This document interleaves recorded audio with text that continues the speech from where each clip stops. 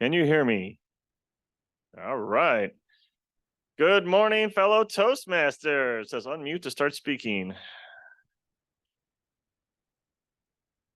Can you hear me online? Thumbs up. Yes. All right. Very good. First time in a while I've been here in person. I had a 9 o'clock meeting. Seems like forever since September. And also it'll start in January again. This committee meeting is driving me crazy, but hey, you got to work, right? As an aside. Sadly, yeah, some of us do. Some of us are retired. Well, we won't mention names. So I want to wish you all a good morning here. Get things started off right. Mary is our inspirator today. So she is ready to come up and say a few words of motivation. It can be short and sweet. She can literally read it off the phone if she wants. So that'd be perfectly fine. It doesn't have to be earth shaking. So she's coming up. Round of applause for Mary. All right.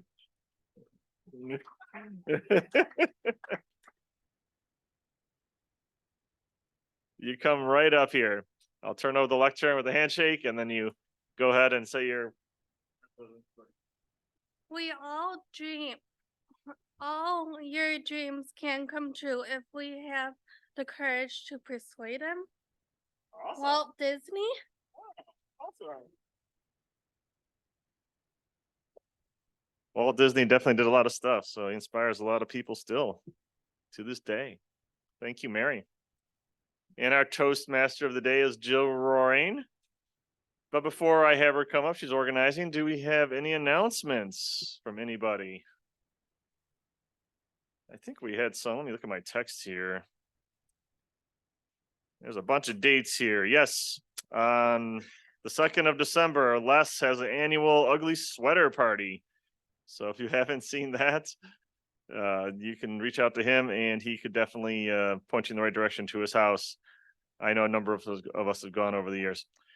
12/21, there'll be a holiday party at Club. I'm not sure what that is, but and breakfast afterwards. But that was in our text here from our illustrious president. Officer training Saturday, January 13th, 9 a.m. or Tuesday, 1/16, 6 p.m. Club contest coming up here. All the contests will be in person. And as you may or may not know, the convention is in person on the 27th in Rochester, so not far away. I know we've had a few Toastmasters already sign up with the Black Friday deal. Yeah, saved a little bit of money. So that'll be in person as well. And they'll have the current champion of public speaking international. She'll be there. So we get to hear her speech of some kind. It'll be great. And possibly the 6th, the 40th party, 40th anniversary of Toastmasters, AM Lockport Toastmasters, the 6th of April. Yes. So Kate is trying to secure that date and get down how much it will cost. And then she'll discuss it with you later. Did I miss anything, Len? You were at the officers meeting the other day. Is there anything else? That's all he's got. Okay, great. Okay, let's have a round of applause for our Toastmaster of the day, Jill.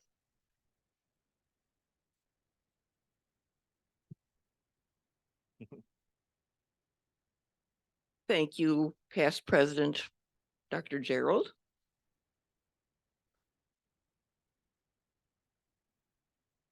Nice to see other poinsettias sitting around here a little bit. But I chose for my theme a recap of Halloween at our house. Which, Steve, if you could start passing around that purple folder there. Yeah. I think that's the one. Yep, that's the one.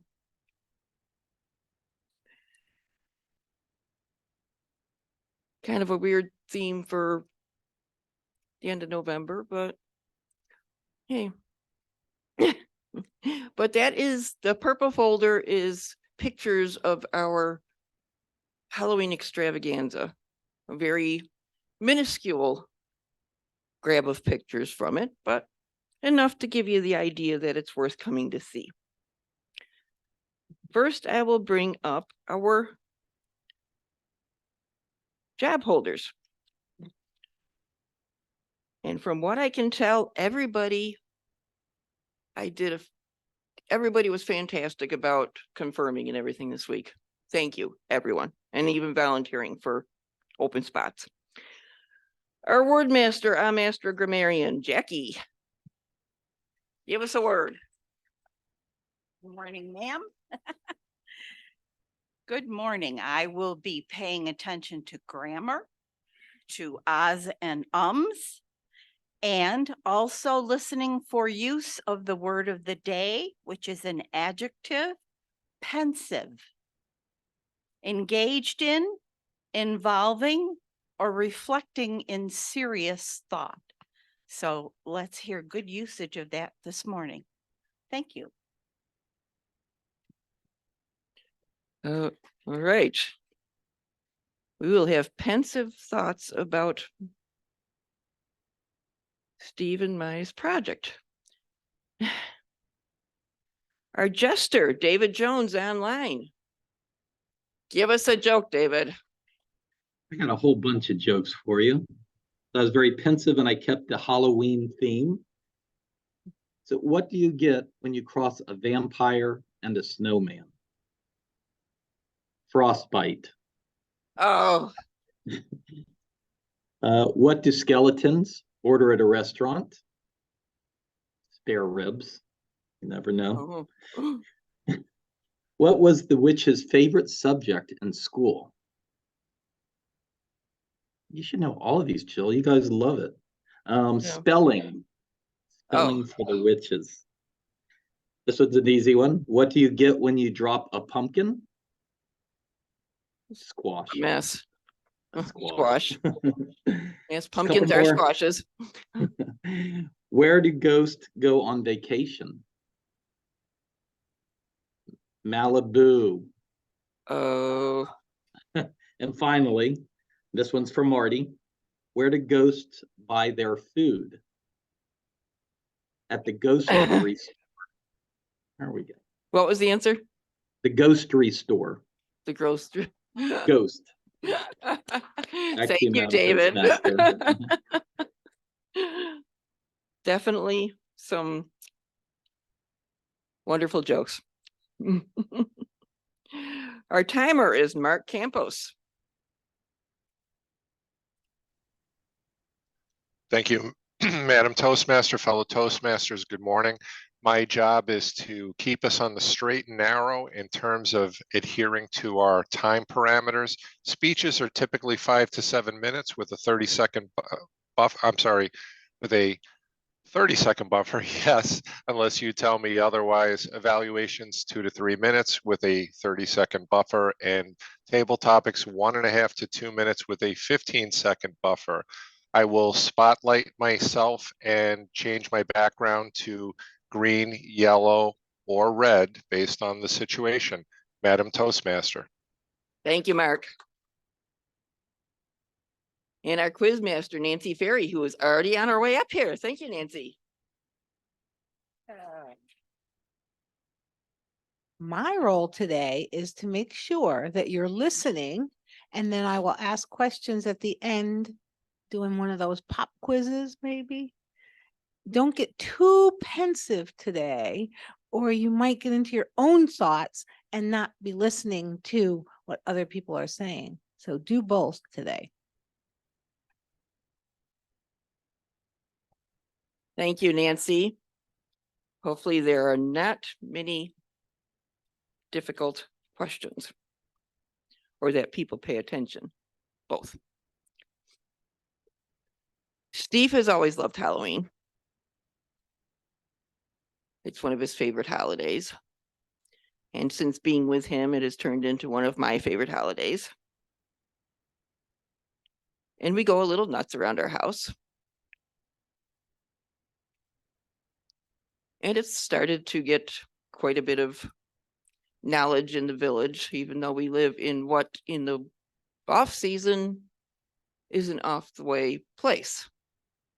In the summer, it is very, very visible, but in the winter, it's not.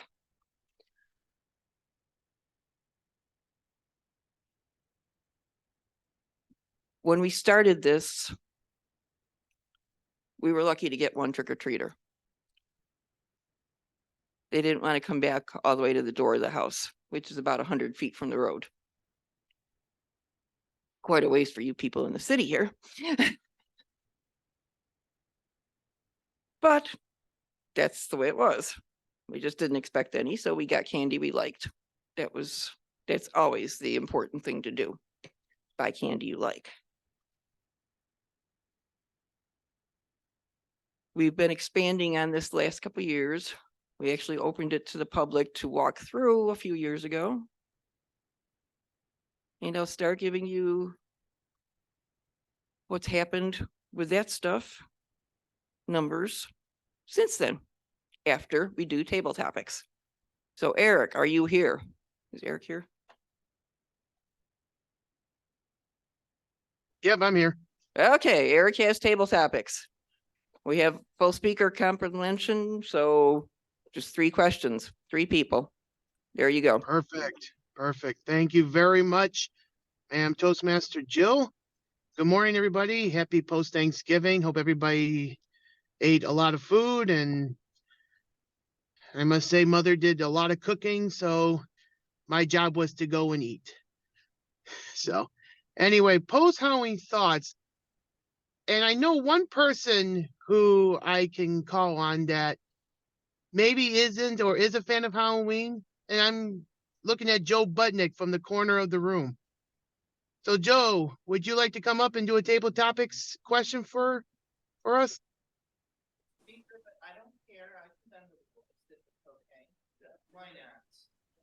Joe is a speaker, but he will come up. Oh, okay.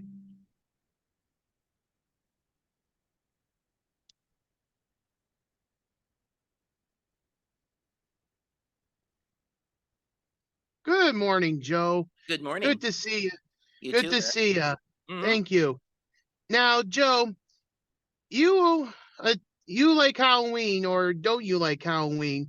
I like and Halloween. You like Halloween. Now, now I know you talk about your job at school. Now, your post-Halloween thoughts on Halloween. How were the kids at the school that you work at?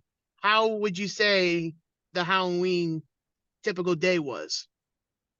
Your post-Halloween thoughts. Okay, And use the word of the day. that's right. Well, the kids enjoyed Halloween. They got to dress up and have a parade around the school, which was pretty cool. We, the staff got to dress up too, which I didn't particularly like having to do, but you know, I didn't want to be a poor sport. I just decided to grin and bear it. Yes, it was a pensive situation now that I think about it. But the kids really had a good time.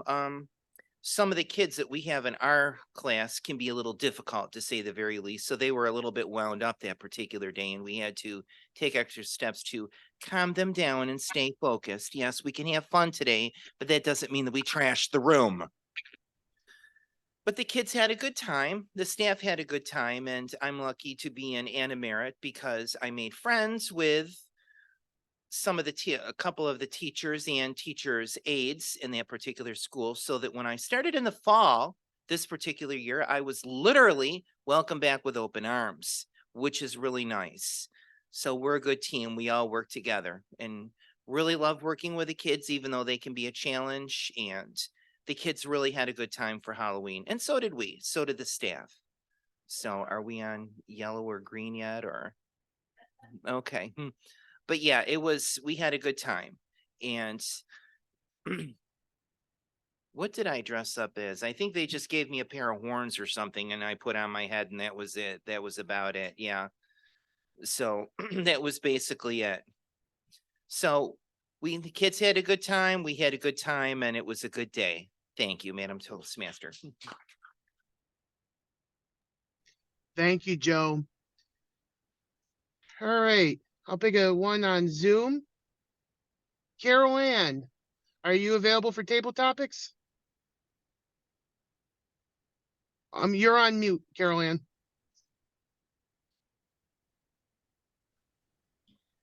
Yes, I am. And prior to starting, I would like to say that I'm coming from Florida today.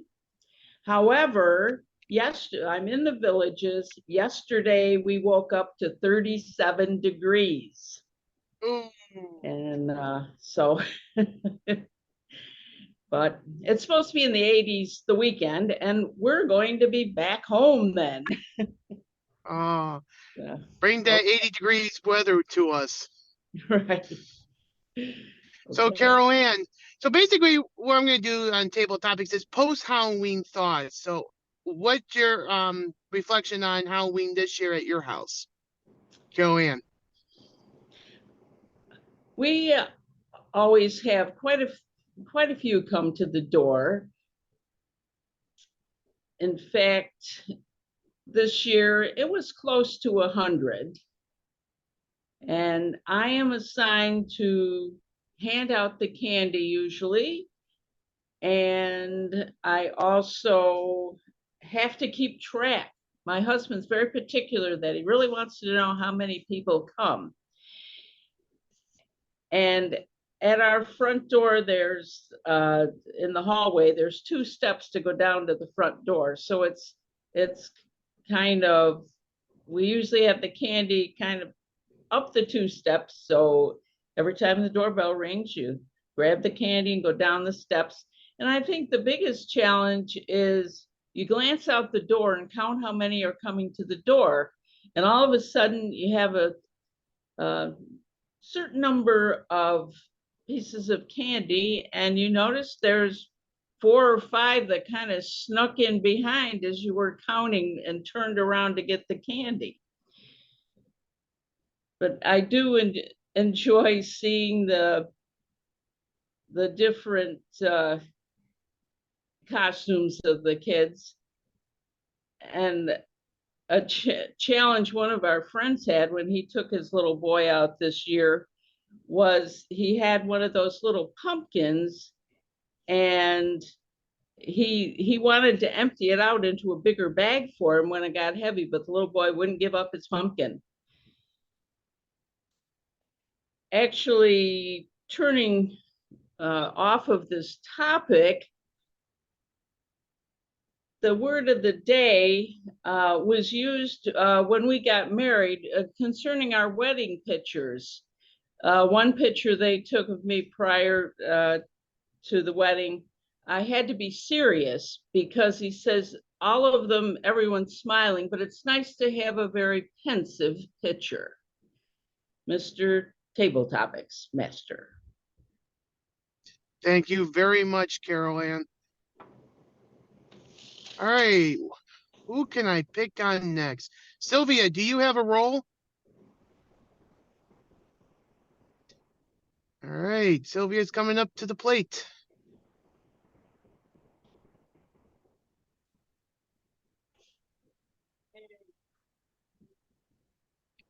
Hello, Eric. How are you?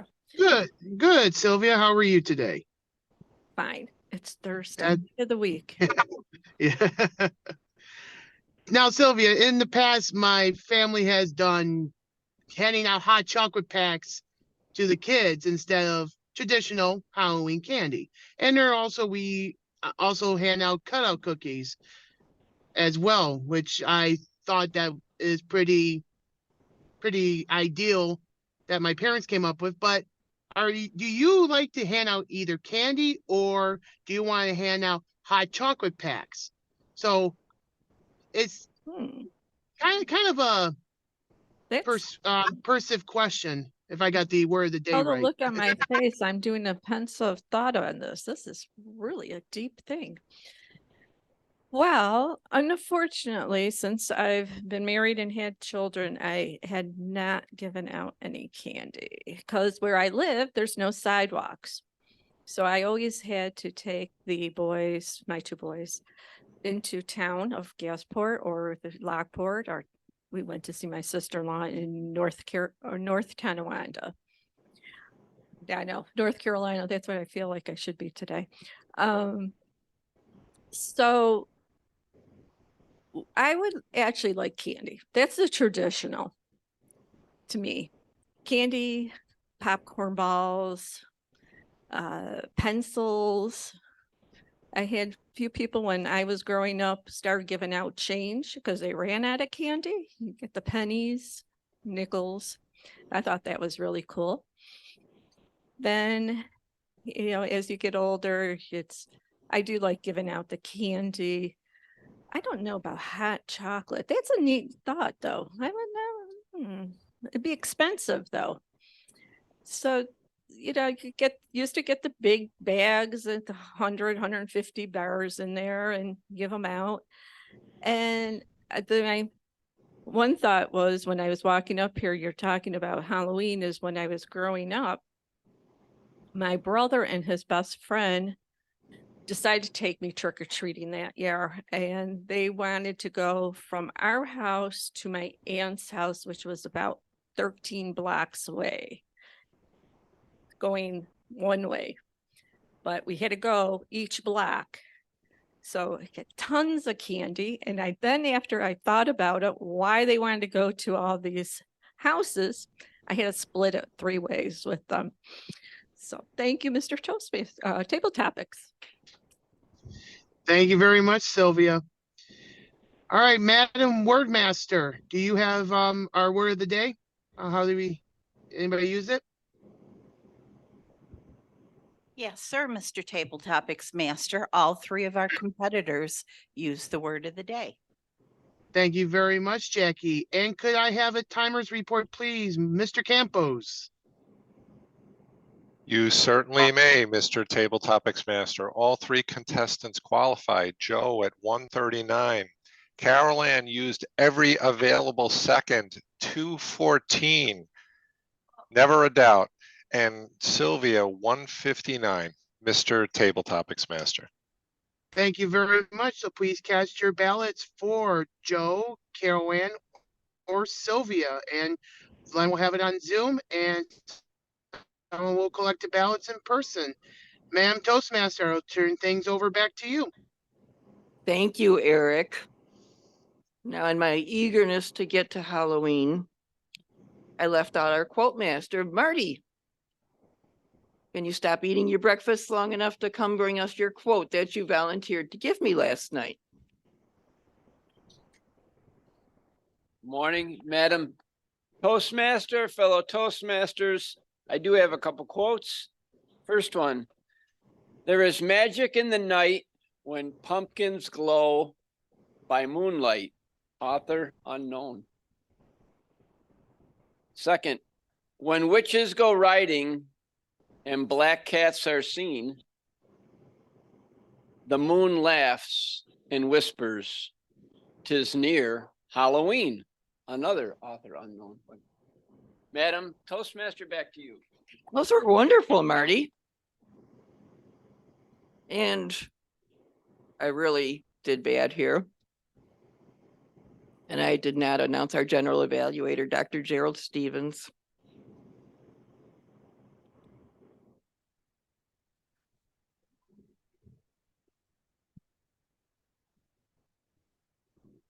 Looking back up here. Thank you for the introduction, Madam Toastmaster. My job today is to evaluate the Toastmaster and the evaluators, and I look forward to that. Thank you.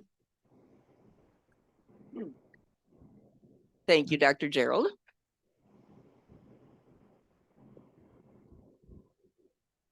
Our Halloween, as I stated previous, we used to get maybe 1 kid. The first year that I counted us opening up to the public, which at that time we just had the outdoors and a little bit in the garage. And the garage door was shut. We got about 40 people that year. That was pretty incredible. Wow.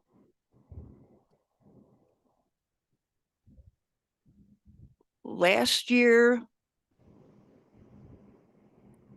I think we had about 120. Now, this is kids and adults, because adults do enjoy going through our Halloween extravaganza, as you can probably guess by the pictures that you have seen. Although sad to say, you people out in Zoom land don't get to see them. That's what you get for not coming. Although Carol Ann, I think you got a good excuse. This year, My count came to about 260. Yeah. From 1 to 260 people. That's pretty good. I thought so. Makes it worth all the work, because it is a lot of work doing all this stuff, and we finally got it all put away last week. So now we're getting Christmas out.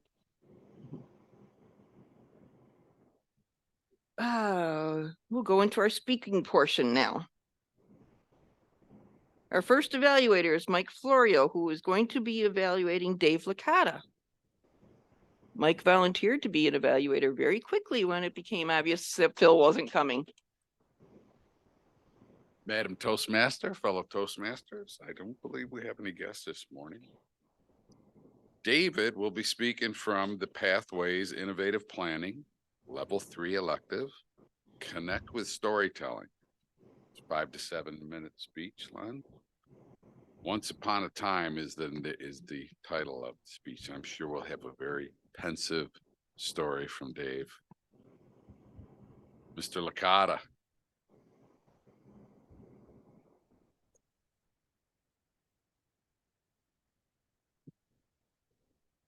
Who is always entertaining. Thank you. Well, as I was doing the preparation for this speech, I filled out 3 cards like this with 3 different stories. But as fate is having a gentleman named Florio evaluate a fellow named Licata, I took the one card, just picked it out. This is about Rome, Italy. Here's the situation. 1971, I'm lucky enough to spend a semester in London, England, studying international broadcasting. 15 hours credit for living in London. One of my better moments. So before I go, my Aunt Liz, my godmother, says, this is the name of and the gentleman and where he lives. He's your grandmother's cousin. And I'm going, I'll be happy I got to London. You know, you're worried about me going to Italy.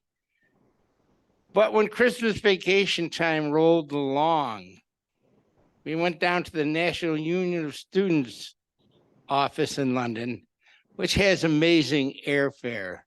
And I think this price will surprise you, even though it was way back in 71. It was Johnny Kaufman's turn to wait in line, you know, because there was a tremendous line to get a ticket, to get the information up at the ticket wicket.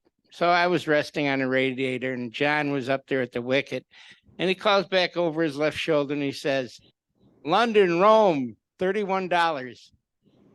I said, sold. So we got over there, and our Bible was Europe on $5 a day, and we found some places to stay. And I found out that I was really the only altar boy in the group. And if Italy is a theme park, the theme is Catholicism. And I got wore out because I had to explain everything to everybody. So a few days before Christmas, they said, well, wait, why are you packed? Where are you going? Aren't we staying together? I said, no, I'm going to Aguila. That's a province, the biggest city in the province of Abruzzi, Italy, because that's where my cousin lives. So I took a shot. The best part was the buses showed up. And I got on the bus, and I'm watching my suitcase go on the other bus. And I'm having a conniption fit. But there was another young man, obviously native of Italy, that calmed me down by saying, same place. The buses are going to the same place. You and your suitcase will be reunited. Now I'm walking around, I'm looking for Angeloni's jewelry store. And it's just a couple of days before Christmas. Well, the summer prior to that, I'd already started my sales career at WJJL. So I treated it like a sales call, and I waited for the moment he wasn't busy. And I walked up to this gentleman, and I went, Cugino, North Tonawanda, Lockport. So we waited until his day was done. He lived in a big house with his wife, his son, his son's wife, and Aldo and Mimo, the twins. And that was a lot of fun because I was 21 at the time, and they were in kindergarten. So they were quite amusing. And they used to like to sneak up behind me and use the only English they knew. And it was all television English. So they sneak up behind me and go, "Come on, let's go." But I learned a very important lesson from them. Christmas morning, they woke up to a holster and a cap gun each, one toy each. I said, that's really not a bad idea. The only time I went wrong is that I was sitting at the dinner table a couple nights before Christmas, and being well taught by my mother here in the good old United States, I got up to take my dishes to the sink, to the kitchen. And this gentleman and his son are going, "No, that's mama's job. Don't you ruin things, you stupid American."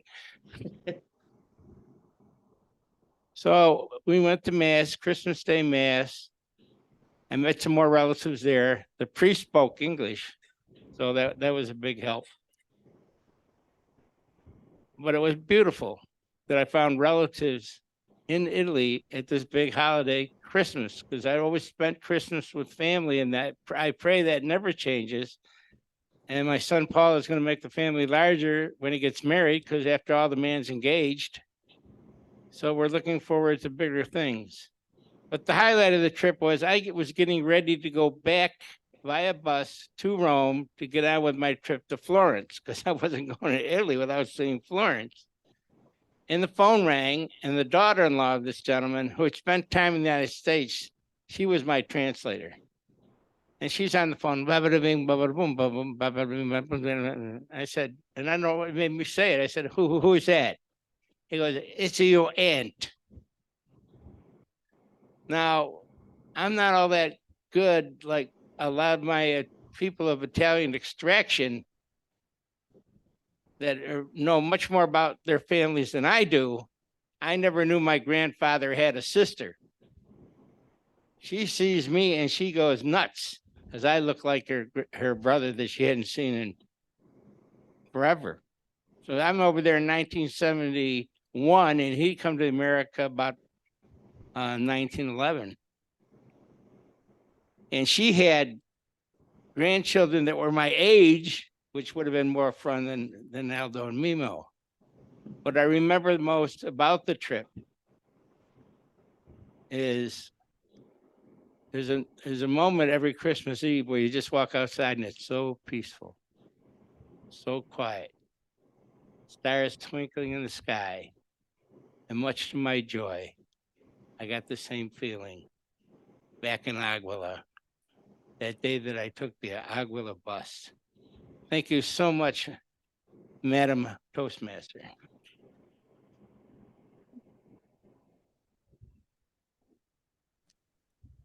Thank you, Dave. You brought back memories of my time being married to Dan and his mother of very tight Italian descent. And in the wedding planning, we were supposed to be inviting the cousins of the cousins to our wedding. It was very difficult paring down the guest list to one that was affordable. Our next evaluator is Sylvia Baptiste, who is going to be evaluating Tracy Farrell.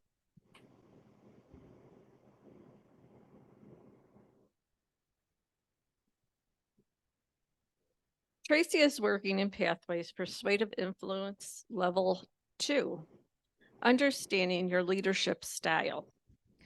For Tracy to complete this path, Tracy had to complete a Discover Your Leadership Style questionnaire. Tracy will consider how her leadership style impacts the people around her and how to adjust to be more effective, to lead other people with a different style. This should be a 5 to 7 minute presentation. Please welcome Tracy Farrell, A Drop in the Bucket.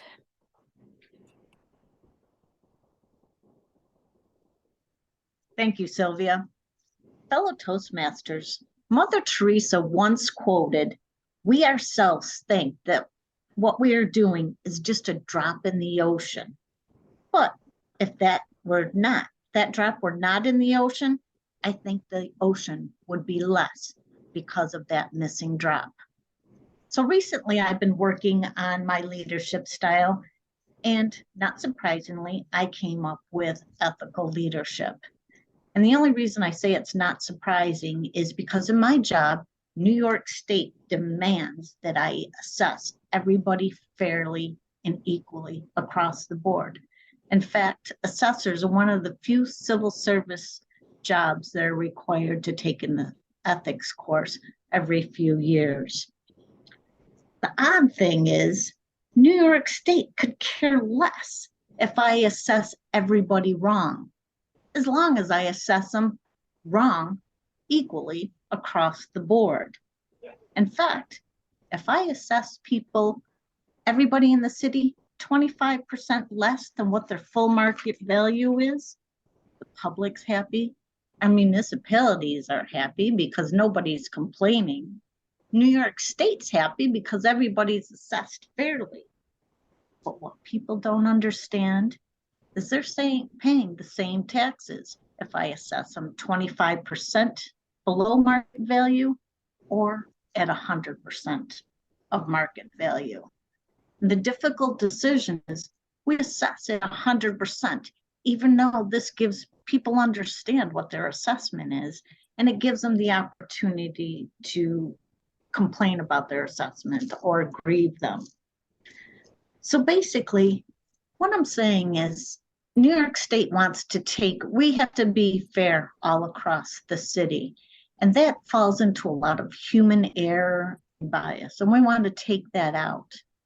Recently, I read an article about artificial intelligence that happens a lot in assessing, but in the car manufacturers, what they're trying to do is make self-driving cars in an effort to reduce human error in driving. But think about it. What if that car, you can't avoid accidents, it's always going to happen. And what if that car has one driver and it's in the path of an accident of 5 pedestrians? What does the car do? What if 3 of those pedestrians are children? Do we prioritize children over adults? What if one of those pedestrians is a pregnant woman? Is she counted as one person or 2 people? These are all questions that car manufacturers have to think about.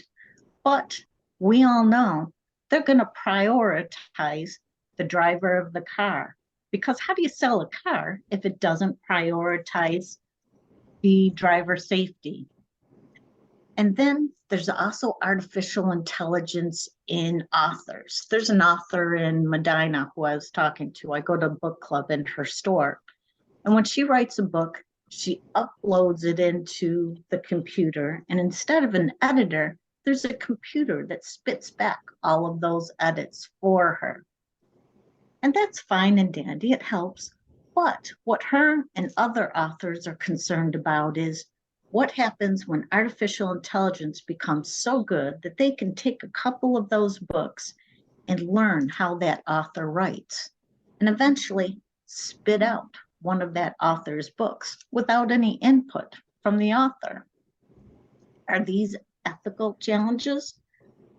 And actually, this can also be repeated with the Hollywood Writers Guild and their strike that just happened this year. Part of their strike was based on artificial intelligence. It was fine and dandy when they used it for research, but when artificial intelligence began to replace their jobs, then the problem came in and they wanted to strike. And we should all think about this. Do we want computers to replace the arts? When I look at a Pablo Picasso painting, I sit there and look at it and it's like, what was this man thinking when he painted that picture? It kind of makes me wonder more about it. But if I thought that painting was spit out by a computer, I could have cared less. I would care less about the painting. So we really got to think about ethical leadership in a different way. How do you come up with value-based leadership?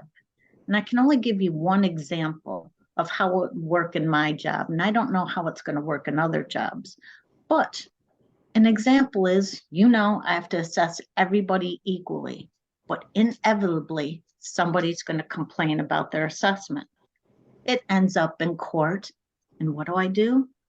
Sometimes I settle at a lower value, and I know it's lower than the rest of the city. I know it's not equal, but still I settle. And the reason being is because settling, the taxes lost on that settlement are a lot less than it would cost the city if we actually went to trial. So the value's bigger for the city if we aren't straight equally across the city. These things happen all the time. And I would imagine that we would look at it in science and arts and technology, and even in science or in assessing or whatever jobs we are doing. And we might think that those little decisions that we make are just a drop in the bucket, but in reality, those little drops ripple out into the ocean and they make a big difference across all of our world. Madam Toastmaster.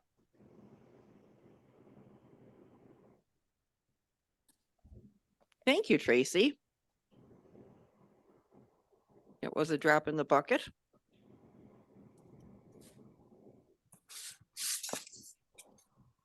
And still I get back to Wilson has not done a reassessment since the 90s.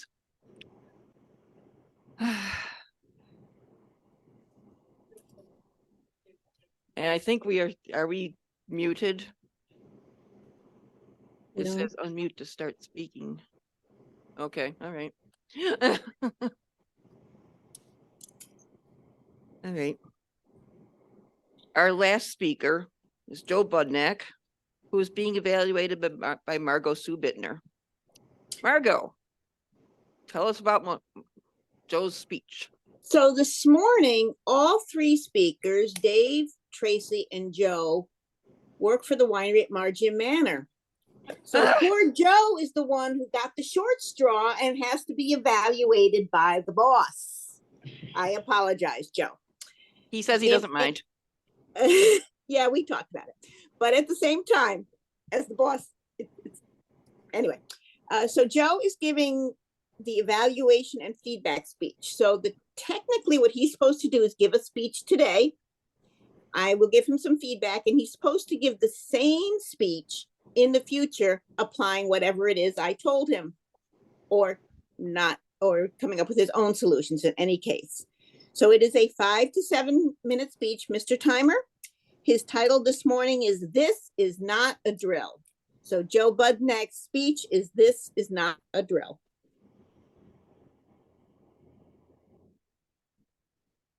Welcome Joe up here to be evaluated by his boss. I've worked in the Lockport school system for quite some time. Last year, I was working in the high school. In all the schools in the district, we take steps to assure the children's safety. We go through drills, fire drills, hold in place, lockdown drills. We've done quite a few. Last year, we did a couple hold in place drills, or not just drills, but they were the real thing because we had some kids that were either injured or hurt. Fortunately, nothing serious. So we all had to stay in the right place. However, one day last year, when I was working in Lockport, it became all too real.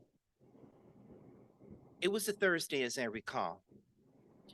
I just returned from my lunch break. I had my walkie with me because I did hall monitoring. I walked in the building.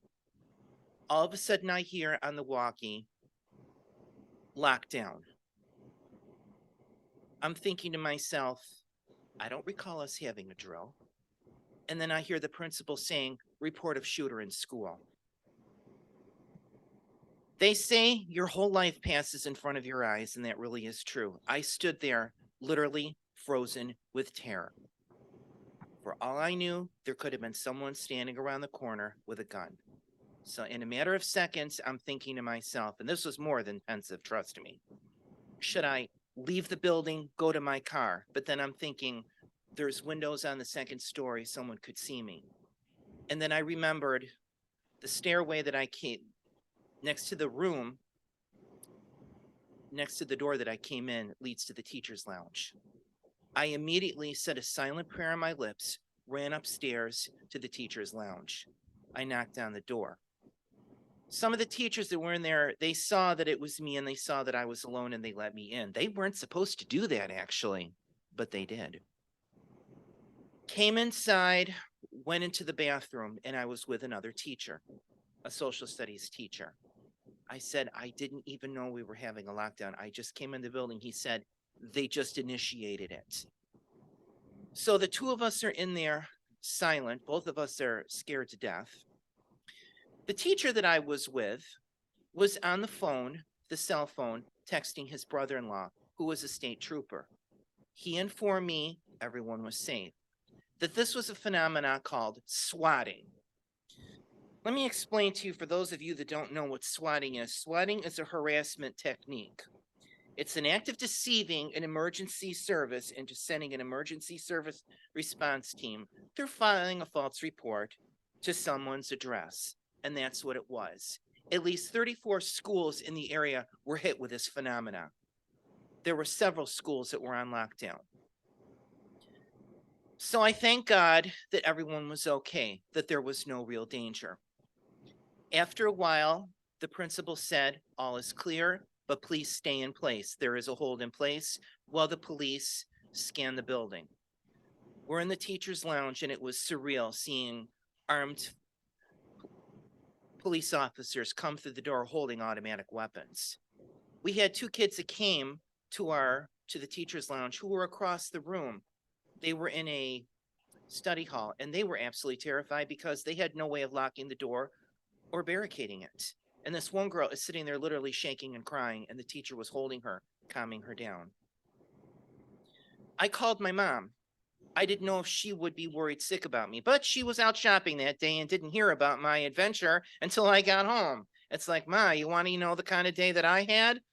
I wasn't sure if I was going to make it back in one piece, literally. But she was happy too that all was okay. The teacher or the principal had a meeting after we were done. All the students were dismissed early. We went to the auditorium, and our principal, Dawn Wilkie, praised us for our quick response, praised us for keeping ourselves and the students safe. She said, thank God that nobody was in real danger. But just so that you know, several schools, of course, were hit with this nonsense that particular day, and several schools were on lockdown. From what I understand, the FBI has and did have an investigation. So, God willing, it never really will happen. Hopefully we'll always simply have drills. But it's nice that we do these drills, do these exercises, so that we know what to do, so that we did have a swift response and we did keep ourselves and the students safe. Actually, just yesterday, when I was working at Anna Merritt, toward the end of the day, I hear over the speaker lockdown, and it was deja vu all over again. But thank God we heard the principal say, this is a drill. But of course, last year it wasn't a drill. But thank God everyone was safe. So God willing, like I said, it never really will happen. And let's all say a prayer that this nightmare of shootings will finally come to an end. In God's name, amen. Thank you, Madam Toastmaster.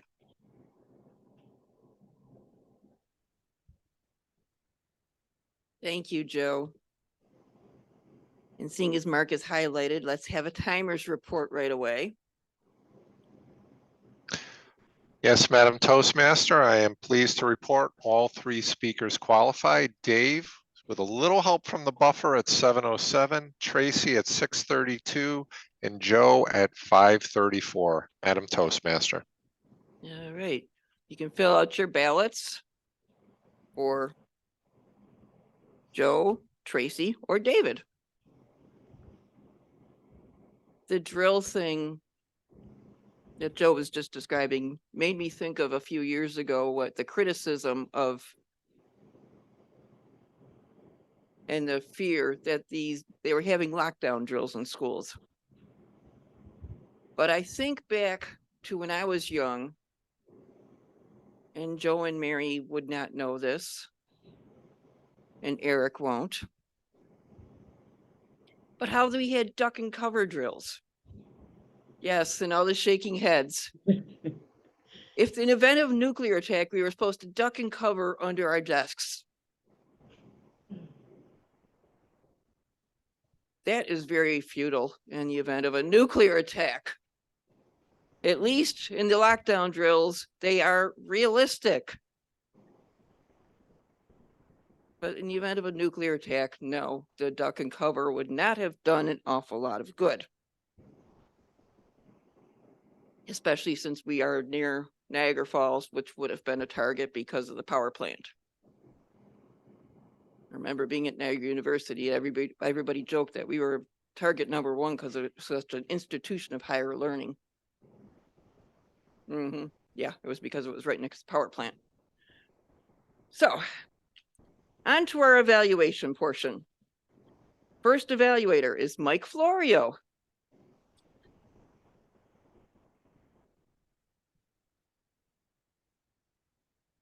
Madam Toastmaster, fellow Toastmasters, and especially my Gumbari, David. Thank you very much. David was prepared today. Not only did he have one speech ready, he had 3 ready. And based on what he felt like telling his story today, he just grabbed it and went on his merry way in the pro fashion that David does work in. So he weaved a great story. Not many people get to go back to the old country and meet any kind of relatives. So that's wonderful that you had that opportunity, especially at $31 a flight. Now we're talking inflation now, for sure. That's and $5 a day to go there as in 1971. That's pretty awesome that you were able to do that, Dave. And so your speech this morning was great. You get to go back home. Your vocal variety is awesome. You even, threw in a little bit of Italiano in there, which everybody loves. Your gestures are great. I mean, come on, you're Italian. It's just natural. You have them. And that is always in your, what you call toolbox. So you're always there ready. I got a little confused with Aldo and Mimo, was it, or Nemo? The twins? Okay, that got a little, I wasn't sure where you were going with that, with them following you around. So maybe there you would kind of weave that in a little bit better. Your opening was, it could have been a little stronger. You started out with, I've got 3 speeches. I'm going to do this one because, I've got another altar boy, which I was an altar boy. So anyway, an American in Europe, I thought it was a great story. I thought you did a wonderful job today. And I always enjoy listening to your storytelling abilities. Madam Toastmaster.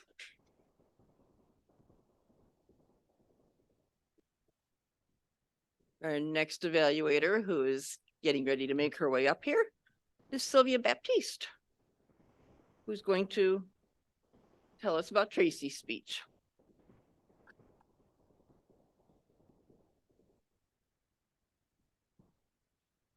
Well, Tracy, I would like to thank you for your speech.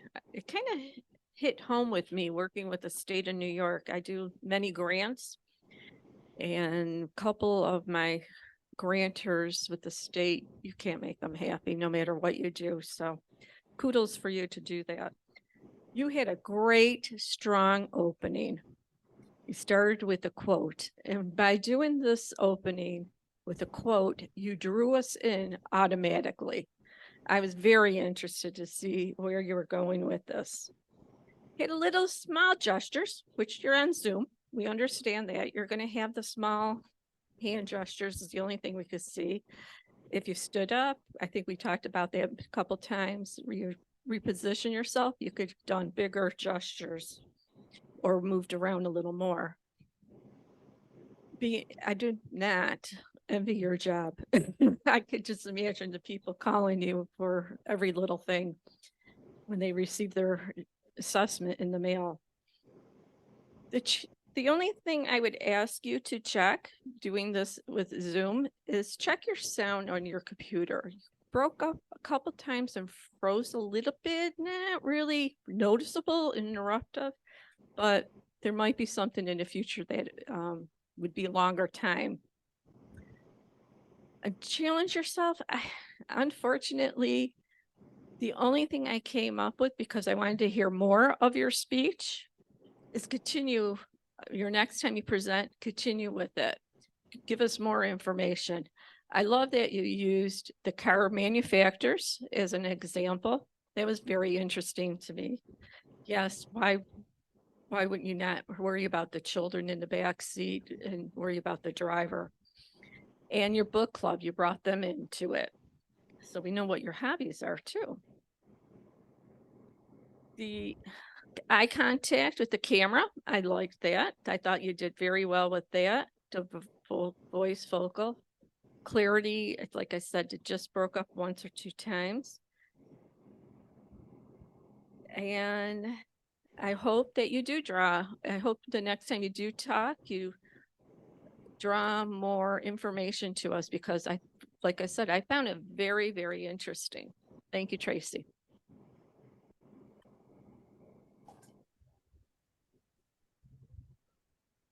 Thank you, Sylvia.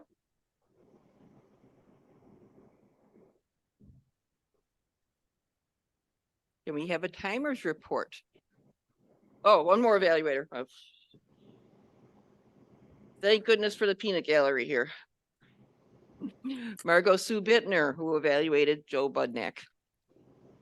Thank you very much, Madam Toastmaster. So Joe stepped up to the lectern and he jumped right into his speech. No opening, no, hey, Mr. Toastmaster, he just jumped in. This was a story he was anxious to tell, and it got us all sort of on the edge of our seat, because he's talking about drills, and he then spoke about where he worked and why we need them. Joe was extremely organized today. Now, his story had a chronological feel to it. Some stories go back into the past and forward, and we jump around. He just went from start to finish. And on another organized note, not only did we speak about what he was going to do at work, but he called me last night to make sure everything was all set. This morning, Joe demonstrated a lot of skills for an experienced Toastmaster. His gestures, he was talking about himself, he pointed to his notes. His vocal variety was excellent. He talked about the emotions he felt, the emotions everyone else felt. But at the same time, because it's an emotional story, I think, Joe, that's where you got caught up in it a little bit more than I expected you to. It was a scary situation. You were coping with it well. And when you started talking about the children, you got very fast and very slow. I would like to suggest at that part of the story, give us a minute to catch up with your emotions. Take a pause, take a deep breath, and even say, and when I thought about the children, I just had to stop and take a deep breath. And it would have slowed down your speech a little bit at that point, so I could have followed you a little bit better. I thought it was a very pensive speech, because not only did you talk about the chronology of what happened, but you reflected on your own experience. You brought in your faith. You brought in your mother because she cared about you. And you summed the whole thing up at the end, actually with a little bit of humor, which when you're in a scary situation, that is an absolutely fabulous way to cope with it. And you also used your ending to demonstrate what happens with a drill versus what happened in reality.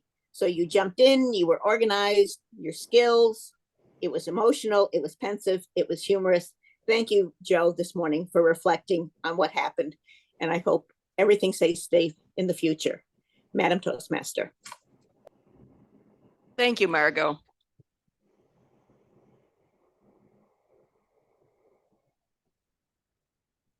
Now I can ask for a timer's report. You certainly may, Madam Toastmaster. All three evaluators qualified, Mike at 2:14, Sylvia at 2:31, and Margot at 2:29. Madam Toastmaster. Thank you, Mark.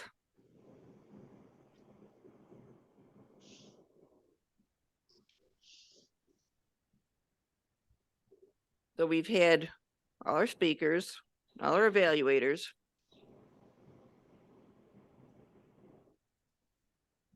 And we could go into reports right now, but we'll only have three still to come.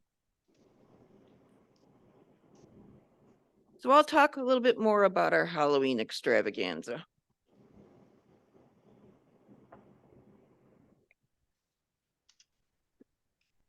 The biggest question,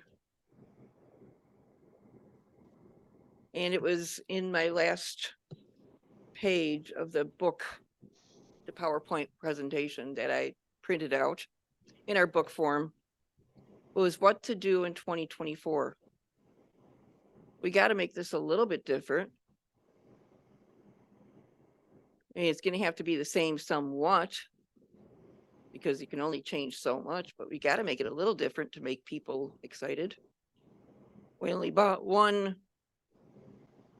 big Halloween thing after Halloween specials. We bought several at full price this year, which is against our logic. Although pleasantly, when we bought them, they were display models, so they weren't at full price. That was nice. One of them was the bartender. Another one was the fisherman, who got all kinds of compliments. And people would sit there and watch him talk. But we didn't get the battery, the adapter for the electric to him. So he worked on batteries and he chewed up batteries as he talked, and he rocked a lot. So theoretically, we should have changed batteries midway through Halloween night by the way he was acting at the end of the night. He would get out about 3 words of his speech. So what are we going to do in 2024? Anybody have any ideas? We bought a wonderful little coffin.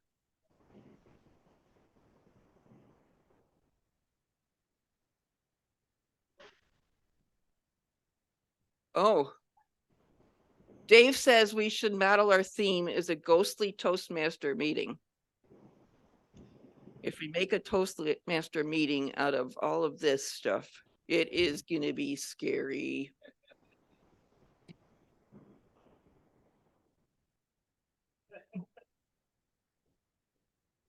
So at this time, I think I will call our general evaluator up. And please be gentle.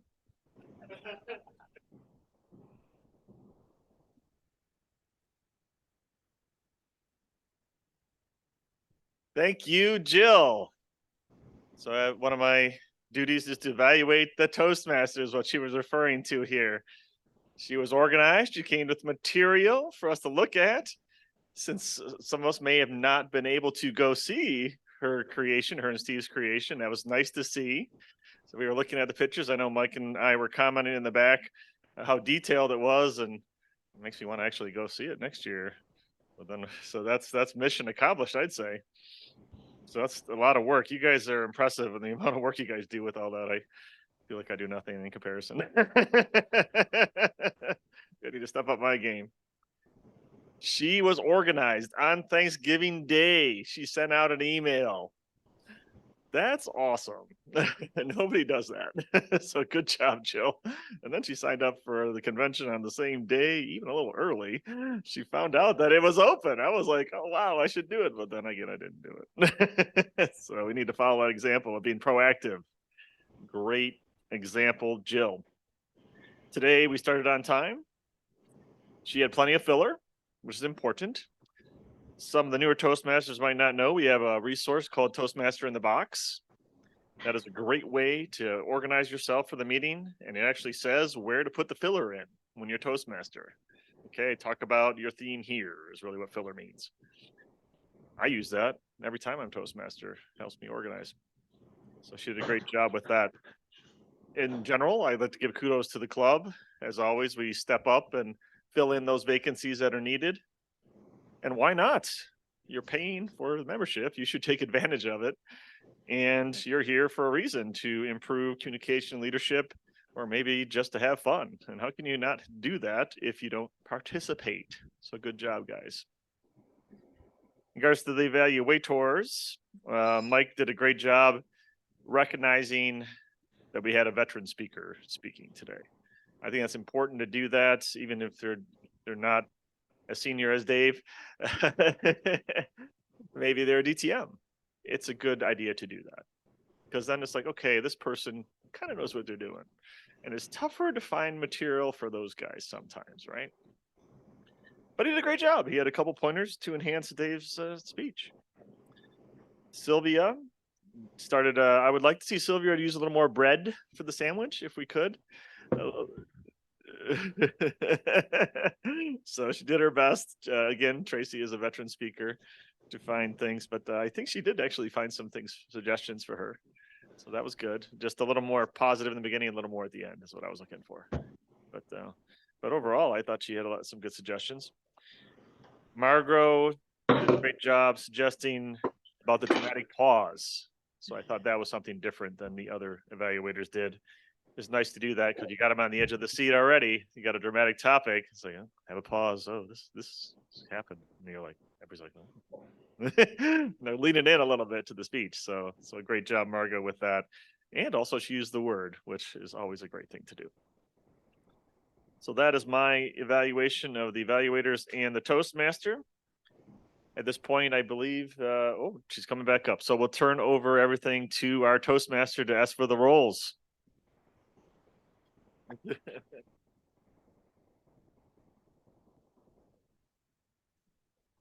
Thank you, Gerald, for being gentle. We need a report from our quiz master. Nancy, stump us here.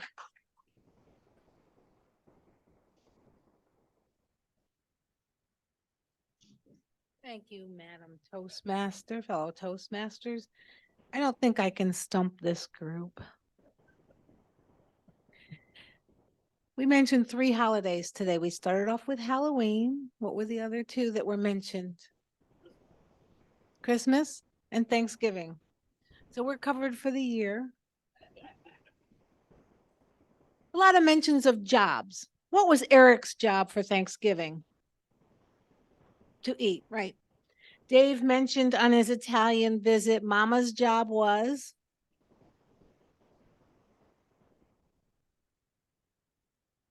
What was Joe's job during lockdown? Keep safe. Yeah, keep the kids safe, keep himself safe. What job did the 3 speakers have in common? There you go. We talked a lot about numbers. Dave, how much was the flight? Well, in Dave's speech, I don't want you to answer. In Dave's speech, he talked about how much a flight from Italy to London, or from London to Italy was in 19 what? Now, how much was the flight? Yeah, I threw you off, didn't I? What % of the speakers, evaluators, and table topics met time? 100%. Jill and Steve's Halloween visitors went from 1 to about 260 is what I heard. Okay. And how many feet from the road is their house? About 100. What is the temperature in Florida today? 80. And when I got in the car this morning, it was 38 here. So it's warmer here than in Florida. Just saying. What context did Carol use the word of the day? Pensive in her wedding. That's all I can think of. And I couldn't stump anybody. Good job. Thank you, Nancy. Now our word report. And the AG. The AG. Thank you, ma'am. All right. I thought it was a very good meeting this morning. We had a lot of good language and forceful speaking. But Tracy wins the prize for the most crisp enunciation. I enjoy that. I heard the word of the day from Jill, David Jones, Nancy Ferry, Mark Campos, Mike Florio, Eric, and Margot. And hopefully everybody else will think about the word of the day and use it at some point today. Thank you, Madam Toastmaster. I was thinking back to some of the things that happened during the meeting today. And Eric and his job for Thanksgiving. Eating, and after having breakfast with him numerous times, I'm sure he did it quite well.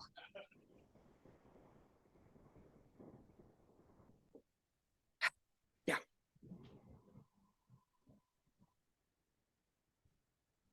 I don't have an awful lot of other material that I can think of other than to say, oh, there he is putting it up. Yay.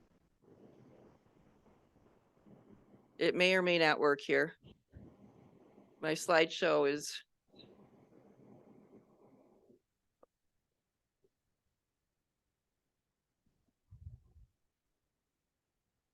okay.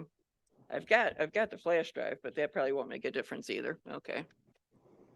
Okay, well, sorry people out there in Zoom land, you don't get to see the pictures. But I started out with a picture from the road, which only gets a little bit, but it gets our hearse and horse and some spider webs in the house with lights on. And then I had a picture of the Haunted Harbor Haven Halloween trail sign, which was in the driveway, hopefully pointing people to go down the path. Most of them did. A few kids came running right in for the treats, and that's all they were there about. And then I had some pictures of a journey through the river Styx, which we came up with that last year when we put the canoe out with a couple skeletons in it. And Hank, our fisherman, and my sign saying Haunted Harbor Haven Development, waterfront properties available, with the phone number being 18 Purgatory. And then I had Phantoms and Dragons breakfast is served, which we have a great big phantom that we bought last year or last year at half price. Online, we had to take the truck for that one. It's 15 foot tall. And we put it up about 2 weeks before Halloween. And we had a lot of wind in that period and it held up, which was partially because of where I decided to place it. It was a somewhat sheltered location. And partially because Steve put about 200 pounds of weights on it from his weight set. And we had my dragon in there, which I bought at a garden art sale. He's made of a motorcycle tire. And our cauldron, which we barely got out front this fall. And I had a skeleton sitting in the cauldron with fire underneath him.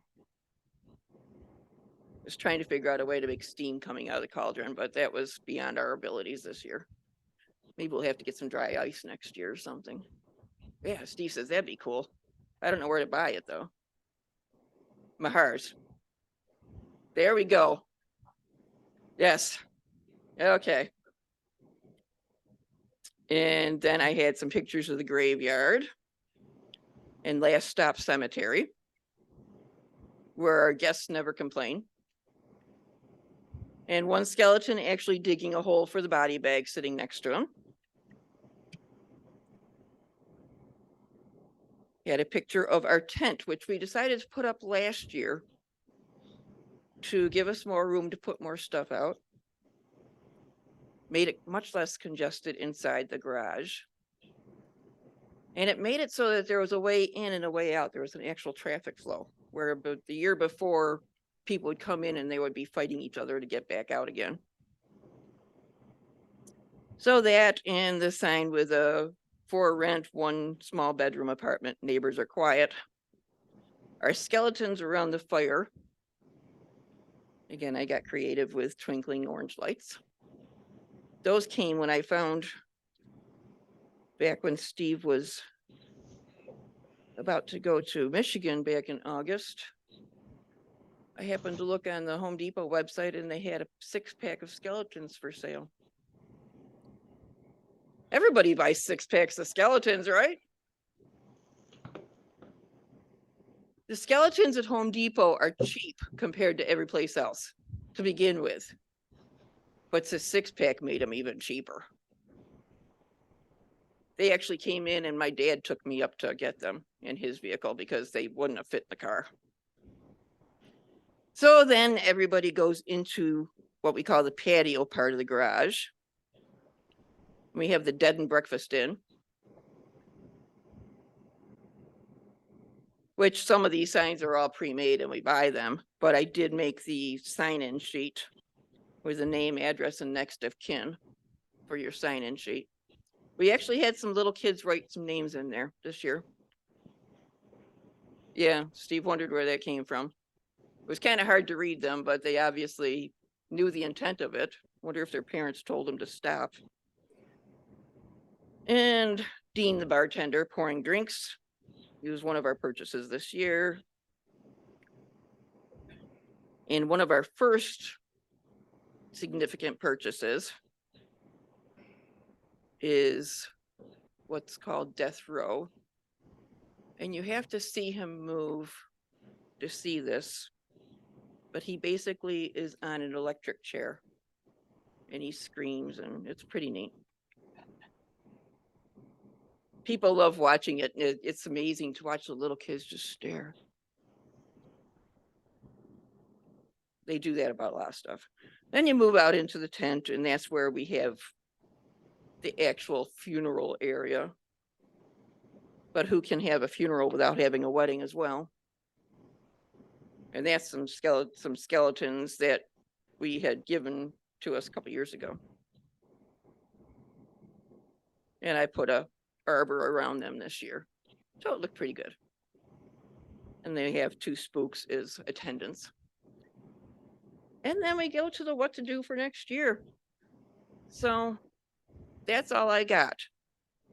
But did we have the presiding officer come up to help me do the prize? The winners and the prizes. Okay. Best table topics. Carol Ann. Obviously, she's not coming to the front. Best evaluator, Margot Bittner. She's not coming from either. Best speaker is Joe Budnick. We don't have a we don't have a ribbon for him. We have 2 best evaluators.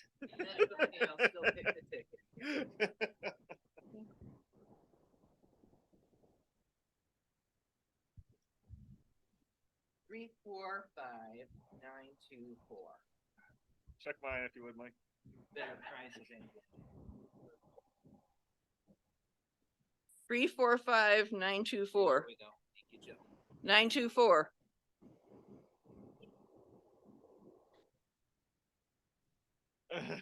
Which is probably pretty good because I was going to ask what we were to do with this Donate because it to the club. there's $9 in here and it was going to be impossible to split it up equal. Donate back to the club. Very So nice. there Thank we you. go. So I will let our clock us out. Thank you so much, everybody, for a job well done. Next week, our Toastmaster today is Marty Johnston. Do we have a theme, Marty? Not at the moment, so he will send it out tonight. They're trying to give him some ideas here. We will see what he comes up with. The speakers, speaker 1, that's me. So that'll be fun. I gotta think of something to write about. Speaker 2, Phil Russell. Speaker 3, Mary. And it'll be her icebreaker. So very exciting. She's already prepared. I wish I could say the same. She is looking very offensive, but she will knock it out of the park, I am sure. An alternative speaker is David Jones, just to make him aware. So check the website. Tell our Toastmaster that you're going to be here or not, so he can be prepared to fulfill the roles. It's super helpful. So if you have not already done that, please do so. Any other announcements out there Len has an announcement. He's going to come up. Thank you, Mr. Past President. A quick little summary here as I sat pensively doing my thing over there. Things that would help the meeting. When you come up here, it doesn't matter how tall or short you are. It really doesn't. We don't care. Just adjust the mic down or up, right about at this height here.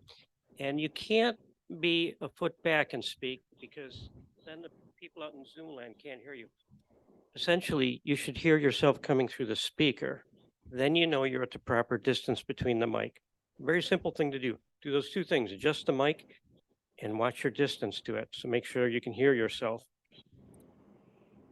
If you're sending a PowerPoint and want to include that in the meeting, we're glad to accommodate that, but give us at least 2 days notice. I can't share it from one PC and the other PC doesn't have PowerPoint on it. We discovered this morning. We're working in 2024 to have a laptop where you can just bring in the thumb drive, set it up yourself, have it right there, and we'll have a remote where you can control it yourself. So something to look forward to. It's not a big deal, but we can't last minute stuff just doesn't work out. That's all I have, just my pensive thoughts during the meeting. Mr. Former President. I always appreciate those IT tips. Anybody's done a professional presentation out there and for work, IT goes sideways, it's a thing. So anyway, Len can help us with that. It's great. Marty.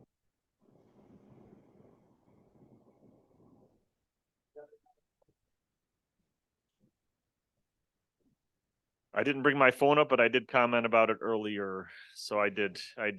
So the officers, I'm sure Kate will make sure that we have a number of them there. January 13th and the 16th, correct? Thank you for that reminder. Yeah, I couldn't quite think of it off the cuff here. Okay, great. And I already know that a couple people are going to step up. Hopefully Mike can make it. I know he's given a thumbs up here, so we got at least 3 that I'm aware of. And we'll see if we can get the 4 that's required for our Distinguished Club program, which we are apparently doing really well with. I learned in the officers meeting, so that's great. Okay, if there's nothing else, let's go ahead and close this meeting. Meeting adjourned.